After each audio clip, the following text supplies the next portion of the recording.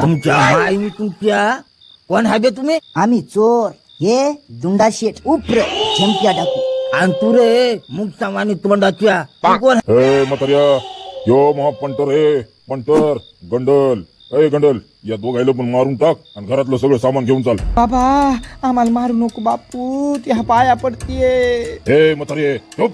तुझं नाव काय? मग नाव गंगूबाई आहे.